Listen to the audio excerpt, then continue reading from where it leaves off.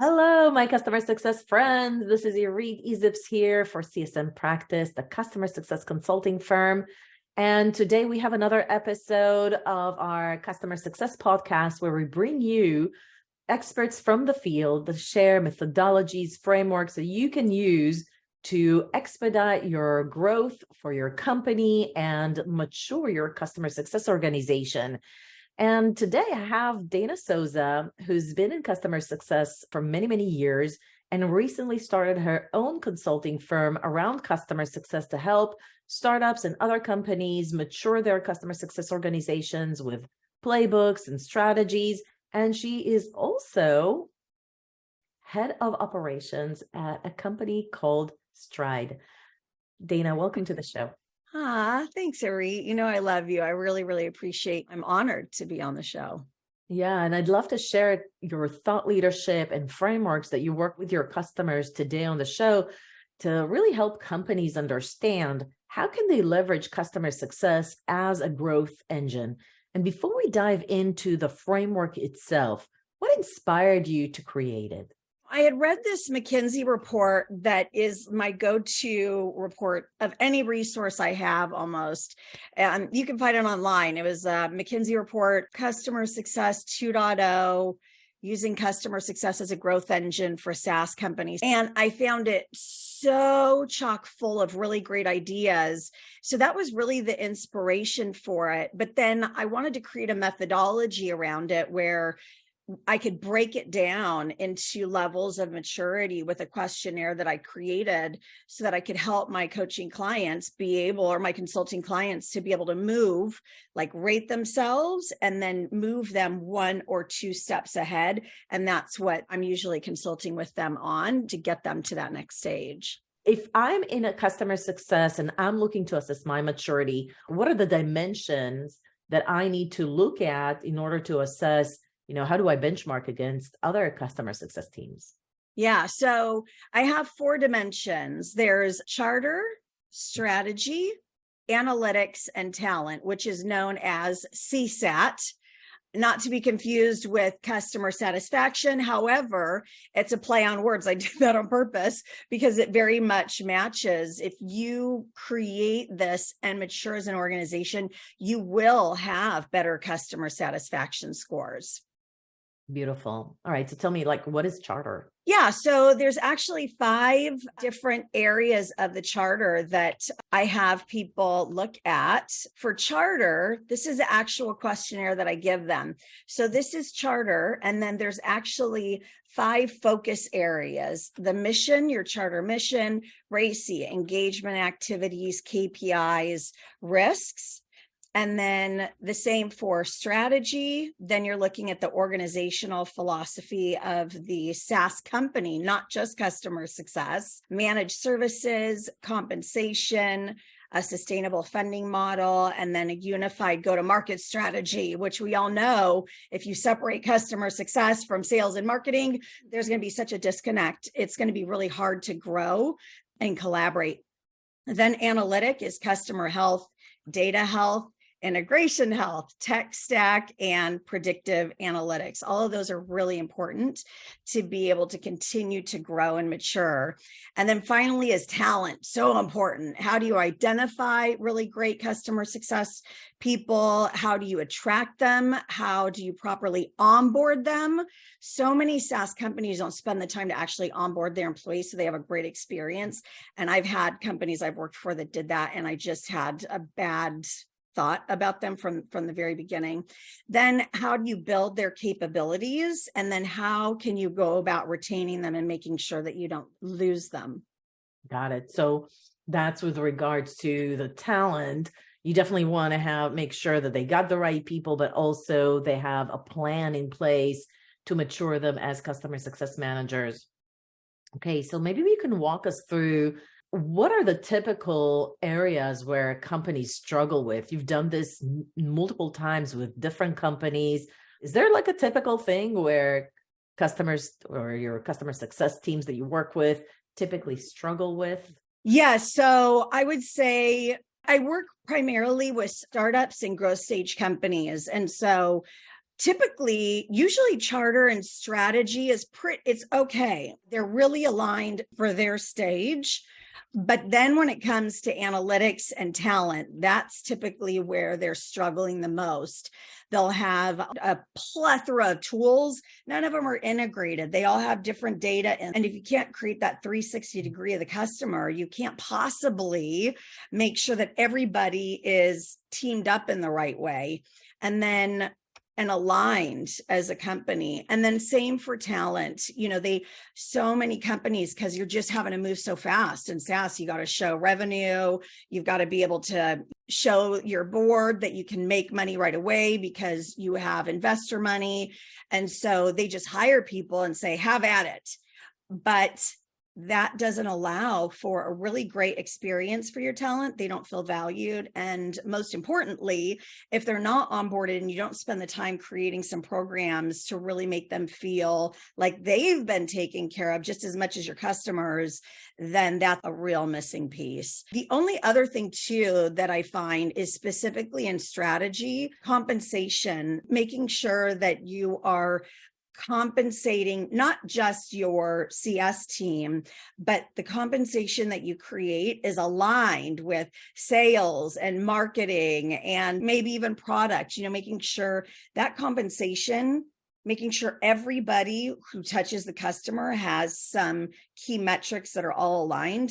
You can make sure that you're going to actually get them to collaborate instead of fighting internally. It's my customer, it's my commission. We don't do that. We focus on this. Like sales, they're going to care about closing. But if all of a sudden you compensate sales on not just closing it, but onboarding properly, and vice versa, customer success on, say, onboarding and also helping sales close those deals, something like that, I think is something that I found a lot of companies aren't doing. Okay, so you concentrated on comp plans, analytics, and the CSM career path. I think all of those are very valid points. And I got to say, from my experience, I sometimes work with larger organizations, actually enterprise companies and mid-market companies, and everybody suffers from the same things that you denoted. It's very rare that we would come in and see everybody's comp plan and KPIs well-defined and aligned, or that we see the analytics all in a really good shape to take it to the next level. So I think all of these are very valid points for almost every organization that I worked with as well, regardless of size. Okay, so let's maybe break down each one of these three elements that you noted that are most companies struggle with. Maybe we start with the comp plan. What is the first thing that you recommend fixing? You mentioned KPIs and you mentioned the comp plan itself. What do you fix in terms of the KPIs? Are you fixing it just for the customer success team, or are you making recommendations for other customer-facing teams? Yeah, so I'm making recommendations for everybody. So I have not just the customer success team fill out this questionnaire. I have people in product fill it out, executive management fill it out, people in sales, people in marketing, anybody that's customer facing. I have them answer this questionnaire, and then I give them an output of the data to show where there's disconnect. And when it comes to specifically compensation, one of the things that I really recommend is working with the customer success leader should work with the sales and marketing leaders. There's change management components that go into that. And I've noticed that when I work with SaaS companies, they'll have one or two parts of change management down really well, where maybe they create all of the material, the knowledge, but they're not actually making people aware of why it's important and checking in on a regular basis. They're also they build it, and it's like they expect everybody to come and use it, but that's not the case. You've got to actually have someone to actually CS director or the CSM team lead to actually do practice runs with it and making sure that they are enacting what it is that you're putting into place. And then in terms of the actual compensation, I think you were asking me about that. As I had mentioned before, I think making sure that there's some compensation and collaboration where you guys are all aligned on at least one number, whether that be CSAT, NPS or parts of the customer journey. And I think that's the biggest struggle really is in the customer journey between sales and CS. There's a lot of infighting that happens. And I found that to be true in my experience. So having them better aligned on compensation makes them want to work together. So what would those be? It might be, like I had mentioned, kind of time to value for onboarding. And then also on the CS side, a percentage of commission if a deal closes that they were involved in, as an example.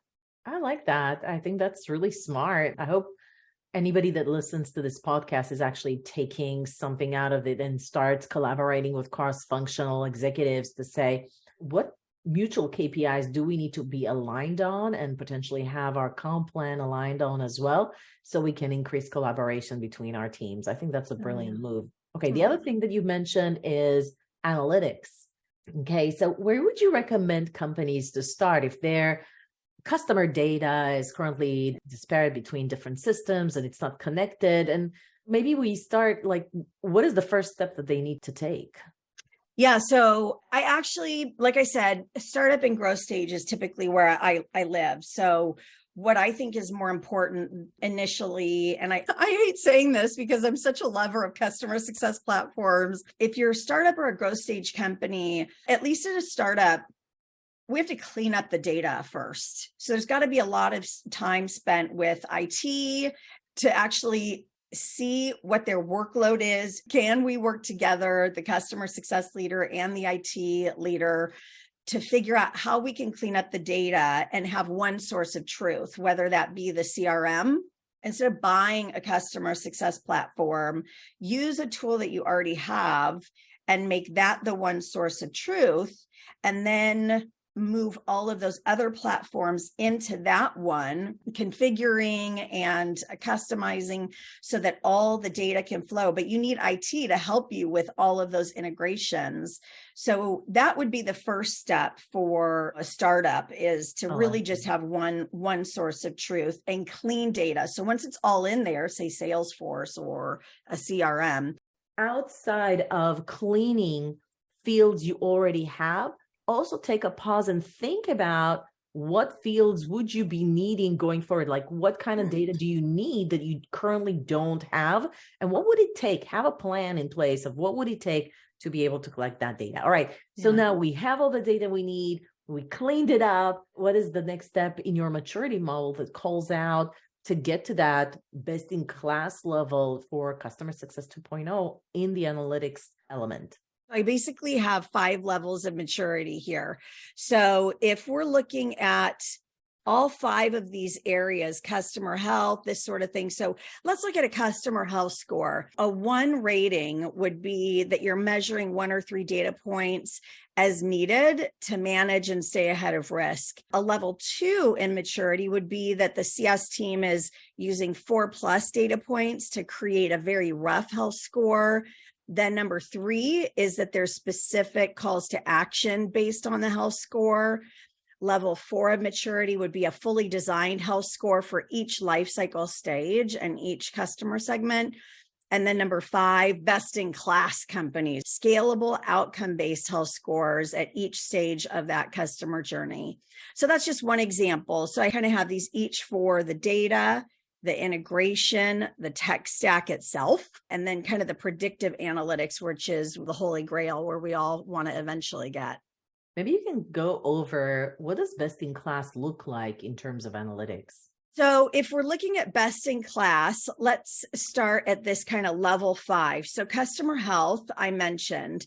When we're looking at data health, best in class would be that you have a dedicated data and analytics team that has a rigorous process to keep data healthy and continuously updated, and checks and balances are in place to ensure that it stays that way. Then when it comes to integration, best in class would be dedicated data and analytics team under the CS umbrella. They have a rigorous process to keep those integrations healthy and continuously updated through automation.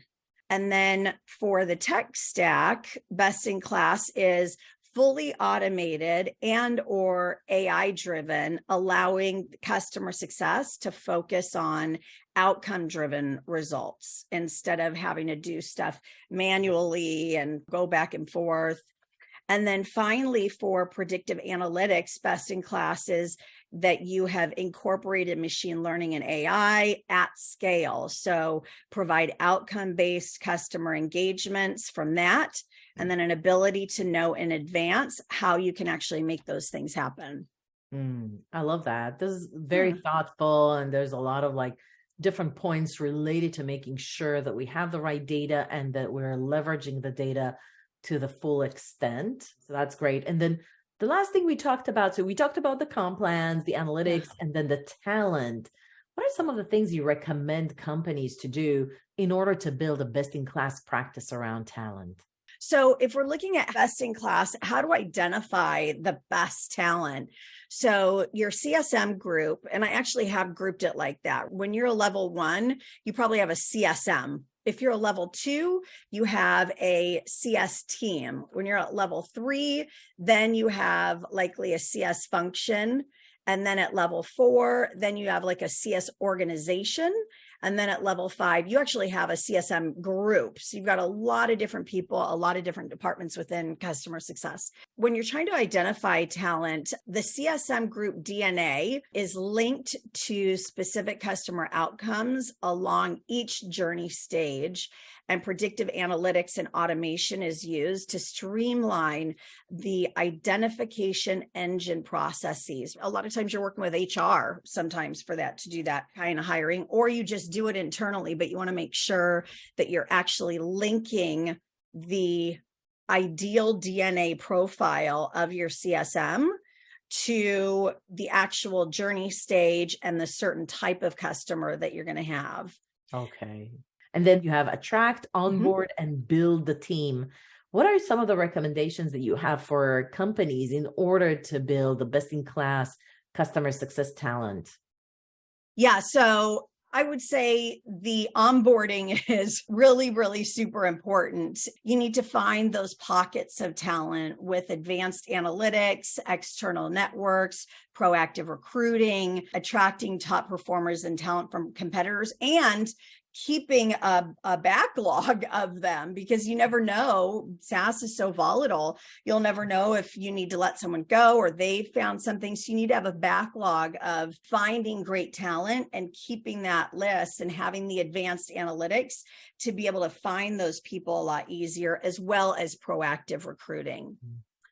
And then in terms of onboarding your CS team, then we're looking at the employee onboarding. That's what the EO is. So employee onboarding, the tech is fully integrated into your ATS, your learning management systems, and any other systems that you have. So assessments receive consistent high marks from the employees. You know, the employees love working there. Engagement and socialization practices are fully implemented. New hires are assigned a buddy with clear engagement goals. And then employee onboarding automation is in place. I've worked for the big boys, the GE Digitals, the Dun & Bradstreets, and I've worked for the teeny tiny startups pre-seed. So, I've kind of seen this whole range and how different it is when you really have mastered every stage of this process. Absolutely. I think it's so important to have a proper onboarding process for new CSMs. It really does make a difference. And I think I have a couple of videos with executives that really tailored the onboarding experience for customer success managers. And all of them said it's one of the best things that they've done because it helped accelerate how fast those CSMs were productive. It gave the CSMs a sense of confidence. Overall, the team's performance skyrocketed. And most of them contributed to the onboarding process. Yeah, I agree. And then when it comes to build, actually something that comes to mind is Chili Piper. I'm forgetting the CCO's name. I love Ryan? her. She has this really great model on how to build competencies of your team, because it's so volatile that they'll leave at any time if you're not investing in them in some way. And so she's created these kind of competencies where they can move from a stage 1 CSM to a stage 2, a stage 3, a stage 4, very designed, just really, really prescriptive in how they go about moving people up. So here you'll see I have customer learning journeys to be able to build capabilities over time and take individual starting points into account. Certifications and field and forum learning paths reflect skill levels with clear paths to progress. So that's kind of what she had created with that kind of staged process. And then a strong emphasis on long-term development, whether that's giving them stipend to choose a coach, or it's giving them tools that they can use, or conferences that they can attend, or group meetings together where they all get to learn from each other. There's so many different ways that you can do that, but making sure that you are educating them, getting them certified for your company. Those types of things are kind of what best in class companies do. All right. Well, that's all the time that we have for today. Dana, this was so well thought of and comprehensive. I think a lot of the folks that are listening to this podcast are going to take some takeaways to say, okay, how do we benchmark against best in class? And if they need some coaching and consulting along the way in those domains, they can obviously go to you and get that benchmark done and see how they score. Yeah, well, thank you, Arit. It's been a pleasure. I always love talking with you. So thank you for having me here. It was really just an honor. And until next time. Until next time. That's right. All right, guys. If you enjoyed this video and podcast, please give it a like, and I'll see you at the next video.